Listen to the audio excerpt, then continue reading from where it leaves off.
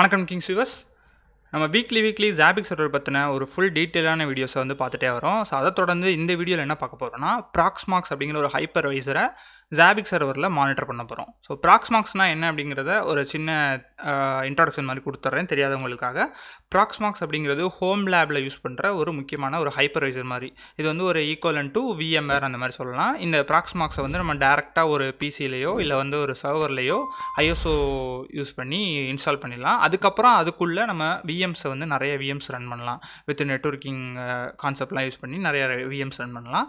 அந்த ப்ராக்ஸ்மாக்ஸை எப்படி கான்ஃபிகர் பண்ணுறது அப்படிங்கிறத பற்றி தான் பார்க்க போகிறோம்.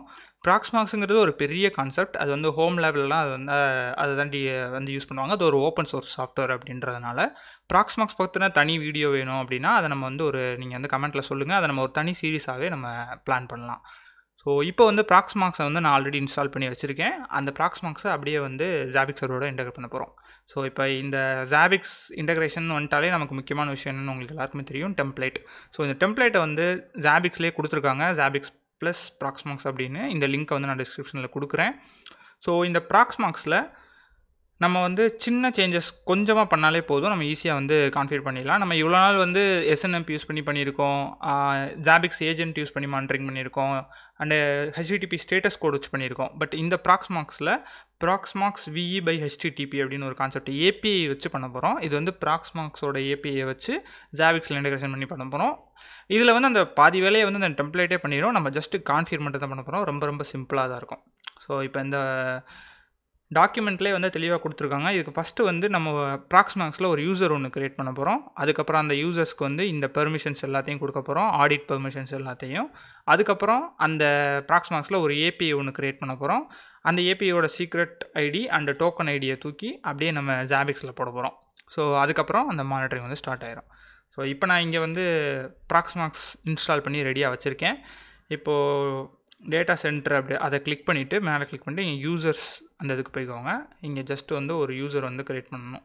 ஸோ ஆட் கொடுத்து ஜாபிக்ஸ் யூசர் அப்படின்னு மட்டும் நான் க்ரியேட் பண்ணிக்கிறேன். அண்ட் வந்து ரெல்மில் இங்கே வந்து ப்ராக்ஸ்மாக்ஸ் VE ஆத்தென்டிகேஷன் சர்வர் அப்படிங்கிறத மாற்றிக்கோங்க. அது வந்து லினக்ஸ் PAMலேருந்து ப்ராக்ஸ்மாக்ஸ் VEக்கு மாற்றிக்கோங்க. இப்போ பாஸ்வேர்டு என்ன கொடுக்குறோம் அப்படின்னா, உங்களுக்கு என்ன பாஸ்வேர்டு கன்வீனியண்ட்டாக இருக்குமோ அதை கொடுத்துருங்க. அண்ட் அப்படியே ஆட் கொடுத்துருங்க. ஸோ ஜஸ்ட் ஒரு யூசர் மட்டும் க்ரியேட் பண்ணியாச்சு. இப்போ இந்த யூசருக்கு பெர்மிஷன் கொடுக்கணும். ஸோ இங்கே மேலே பெர்மிஷன்ஸை கிளிக் பண்ணி ஆட் கொடுத்து API யூசர் பெர்மிஷன் இதை கிளிக் பண்ணி இந்த இடத்துல ரூட்டை செலக்ட் பண்ணிக்கோங்க. அண்ட் யூசரில் ஜாபிக்ஸ் யூசர் இதை செலக்ட் பண்ணிக்கோங்க. அண்ட் ரோலில் கீழே அப்படியே வந்தீங்கன்னா PVE ஆடிட்டர் இந்த இது இருக்கும். ஸோ இந்த ரோல் தான் அவங்க சொன்ன ரெக்குயர்மெண்ட்ஸ்க்கு மேட்ச் ஆகும். இந்த ரோல் இந்த இது sys.audit, datastor.audit, VM.audit இது எல்லாமே இந்த இதில் வந்துடுது. ஸோ அதனால் இதை கிளிக் பண்ணி இதை அப்படியே ஆட் கொடுத்துருங்க. ப்ரொபகேட் அப்படியே எனபிளில் இருக்கட்டும், அப்படியே கொடுத்துருங்க. இப்போது யூசர் க்ரியேட் பண்ணியாச்சு, பெர்மிஷன்ஸ் ஆட் பண்ணியாச்சு. இப்போ போயிட்டு API டோக்கன்ஸ் க்ரியேட் பண்ண போகிறோம். ஆட் கொடுத்து யூசரை செலக்ட் பண்ணி இந்த யூசருக்கான API இது. ஸோ அதுக்கப்புறம் டோக்கன் ஐடி நம்ம தான் போடணும். ஸோ அதனால் நான் வந்து ஜாபிக்ஸ் மானிட்டரிங் அப்படின்னு வச்சுக்கிறேன். அப்புறம் இந்த ப்ரிவிலேஜ் செப்பரேஷன் ஒன்று இருக்கும், இதை அன்டிக் பண்ணிடுங்க. ஸோ அதுக்கப்புறம் அப்படியே ஆட் கொடுத்துருங்க. அண்ட் இது வந்து ஒன் டைம் தான் ஷோ ஆகும். ஸோ அதனால் வந்து இதை வந்து ஒரு காப்பி எடுத்து வச்சுக்கோங்க, அதான் வந்து பெட்டர். அடுத்த தடவை வந்து ஷோ ஆகாது. அதனால் நான் வந்து இது அப்படியே ஒரு காப்பி எடுத்து வச்சுக்கிறேன். ஸோ டோக்கன் ஐடி, சீக்ரெட் இது ரெண்டையுமே வந்து அப்படியே காப்பி பண்ணி வச்சுக்கோங்க. ஸோ காப்பி பண்ணியாச்சு. இப்போது இங்கே வந்து ப்ராக்ஸ்மாக்ஸில் வேலை முடிஞ்சிருச்சு. ஸோ அப்படியே நெக்ஸ்ட் வந்து நம்ம ஜாபிக் சர்வருக்கு போயிடலாம். ஸோ ஜாபிக் சர்வரில் இங்கே நம்ம வந்து வழக்கம் போல் டேட்டா கலெக்ஷன்ஸில் ஹோஸ்ட்டில் ஒரு க்ரியேட் ஹோஸ்ட் கொடுத்துக்கோங்க. கொடுத்துட்டு ப்ராக்ஸ்மாக்ஸ் அப்படின்னு ஒரு யூசர் நேம் வச்சுட்டேன், ஹோஸ்ட் நேம் வச்சுட்டேன். டெம்ப்ளேட்ஸில் வந்து இங்கே கீழே வந்தீங்கன்னா ப்ராக்ஸ்மாக்ஸ் VE by HTTP அப்படின்னு இருக்கும், இந்த இருக்குது பார்த்தீங்களா. ஸோ இந்த டெம்ப்ளேட்டை அப்படியே நம்ம யூஸ் பண்ண போகிறோம். ஹோஸ்ட் குரூப்ஸில் இது நான் முன்னாடி சொன்ன மாதிரி இது வந்து ஒரு ஹைப்பர்வைசர் தான். அதனால் ஹைப்பர்வைசர்ஸை கிளிக் பண்ணிட்டு அப்படியே செலக்ட் கொடுத்துருங்க. இதில் வந்து எந்த இன்டர்ஃபேஸையும் நம்ம ஆட் பண்ண தேவையில்லை. ஏன்னா இது வந்து ஜாபிக்ஸ் ஏஜென்ட் வழியாவோ SNMP வழியாவோ இது ஒர்க் ஆகலை. பட் இதை நான் எதுக்காக ஆட் பண்ணுறேன் அப்படின்னா, நமக்கு வந்து இப்போது வெளியே வந்து இதோட ஐபி என்னன்னு நமக்கு தெரியாது. ஸோ அந்த ஐபி என்னன்னு தெரிஞ்சுக்கிறதுக்காக மட்டும் நான் இங்கே வந்து ஆட் பண்ணுறேன். நான் இது என்னென்னு சொல்கிறேன் உங்களுக்கு, ஏன் ஆட் பண்ணுறேன்னு. அண்டு வந்து மேக்ரோஸ் போயிருங்க. ஸோ மேக்ரோஸ் போயிட்டு நமக்கு வந்து இந்த வெப்சைட்டில் இந்த இதிலே கொடுத்துருக்காங்க இல்லையா, இது அப்படியே டோக்கன் ஐடி அண்டு வந்து ஃபஸ்ட் நான் எல்லாத்தையும் ஆட் பண்ணிக்கிறேன். அதுக்கப்புறம் 1 by 1 அதுக்கான வேல்யூஸை கொடுக்கலாம். டோக்கன் சீக்ரெட் அண்டு வந்து ஹோஸ்ட்,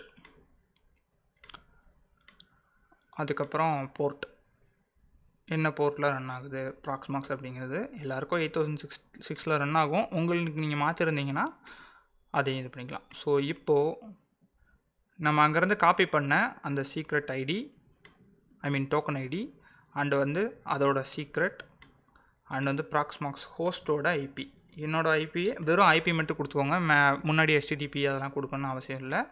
ஸோ என்னோடய ஐபியை மட்டும் கொடுத்துட்டேன். ஸோ பார்த்தீங்கன்னா 10.20.1.7, போர்ட் வந்து 8006. ஓகே, 8006 கொடுத்தாச்சு. நிறைய பேர் வந்து கிளஸ்டர் யூஸ் பண்ணி ப்ராக்ஸ்மாக்ஸ் ரன் பண்ணுவாங்க.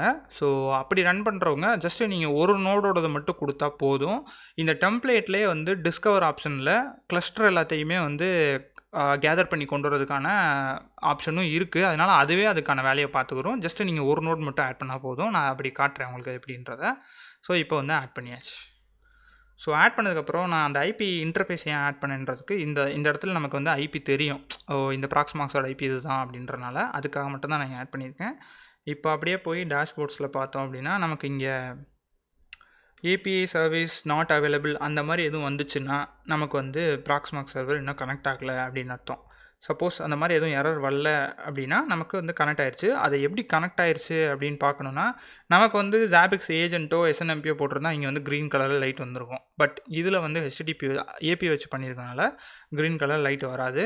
நீங்கள் வந்து ஒரு 5 minutes வெயிட் பண்ணுங்கள். இப்போ பார்த்தீங்கன்னா அந்த இதெல்லாம் இன்க்ரீஸ் ஆயிடுச்சு. கிராஃப்ஸு ஐட்டம்ஸ்லாம் இன்க்ரீஸ் ஆனது உங்களுக்கு இங்கே தெரியும். ஸோ அதுக்கப்புறம் என்ன பண்ணுங்கன்னா மானிட்டரிங்கில் போயிட்டு ஹோஸ்ட்டில் போயிட்டு ப்ராக்ஸ்மாக்ஸில் லேட்டஸ்ட் டேட்டா நீங்கள் வந்திருக்கும். ஸோ ஏதாவது பிரச்சனைனா ஏபிஐ சர்வீஸ் நாட் அவைலபிள்னு வந்திருக்கும்.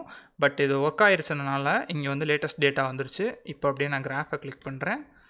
இப்போ பார்த்தீங்கன்னா நமக்கு வந்து டேட்டா வர ஆரம்பிச்சிச்சு. இங்கே லேஸாக தெரியுதா க்ரீன் கலரில். ஸோ இப்போ நான் லாஸ்ட் 5 minutes வச்சா நல்லா தெரியும். ஓகே, ஸோ இப்போ இது வந்து CPU யூசேஜ் அண்ட் வந்து memory usage, network and file system usage. So இப்போ மொத்தமாகவே இது வந்து 4 GBக்கு கீழே தான் ஒர்க் ஆகிருக்கு. அப்புறம் வந்து ஸ்வாப் மெமரி. ஸோ இந்த மாதிரி வந்து இப்போ நீங்கள் VMஸ்லாம் ஆட் பண்ணிட்டீங்கன்னா அந்த VMோட பவர் ஸ்டேட்டஸ்லாம் வந்துடும். உங்களுக்கு VMோட CPU யூசேஷன், RAM யூசேஷன் அதெல்லாம் வராது. அதெல்லாம் நம்ம தனியாக ஜாபிக்ஸ் ஏஜென்ட் போட்டு தான் எடுத்துகிட்டு வரணும். பட் அந்த VMோட ஸ்டேட்டஸ் பவர் ஆனில் இருக்கா, பவர் ஆஃபில் இருக்கா, அதில் ஏதாவது பிரச்சனை இருக்கா அப்படிங்கிறது மட்டும் உங்களுக்கு வந்து டேட்டா வந்து கிடைக்கும் இதில். ஸோ இப்போ வந்து லேட்டஸ்ட்டு டேட்டா இங்கே வந்துக்கிட்டே இருக்குது. ஓகே, இப்போ நான் அந்த இது சொன்னேன் இல்லையா உங்களுக்கு, அந்த கிளஸ்டர் வச்சுருக்கிறவங்க அந்த டேட்டாவையும் இது எடுத்துகிட்டு வந்துடும். எப்படின்னா இங்கே டிஸ்கவரி ரூலில் போய் பார்த்தீங்கன்னா கிளஸ்டர் டிஸ்கவரின்னு அவங்களே ஒரு ஆப்ஷன் போட்டிருக்காங்க. ஸோ அதனால் இது என்னென்ன கிளஸ்டர் வந்து இருக்கோ, கிளஸ்டர் நோடு, அது எக்ஸ்ட்ரா நோடு ஏதாவது வச்சுருந்தாங்க அப்படின்னா அதையும் சேர்த்து எடுத்துகிட்டு வந்து அதில் இருக்க VMs எல்லாத்தையுமே அதுவே டீட்டெயில்டாக எடுத்துகிட்டு வந்துடும். ஸோ இது வந்து ரன் ஆகி முடிக்க உங்களோட ப்ராக்ஸ்மாக்ஸ் செட்டப்பை பொறுத்து வேரி ஆகும் டைமு. ஸோ அதனால் வெயிட் பண்ணி நீங்கள் அந்த இதை கொண்டு வந்துக்கோங்க. அண்ட் வந்து எதாவது எரர் இருந்தால் உங்களுக்கு வந்து டேஷ்போர்டில் வந்துடும். ஸோ உங்களுக்கு எதாவது எரர் வந்துச்சு அப்படின்னா கமெண்ட் பண்ணுங்கள். அதுக்கான இஷ்யூ என்னென்னு பார்த்து நம்ம ஃபிக்ஸ் பண்ணலாம். அண்ட் சப்ஸ்கிரைப் பண்ணுங்கள், ஷேர் பண்ணுங்கள். இந்த வீடியோ பிடிச்சிருந்தால் லைக் பண்ணுங்கள். தேங்க்யூ. தேங்க்ஸ் ஃபார் வாட்சிங்.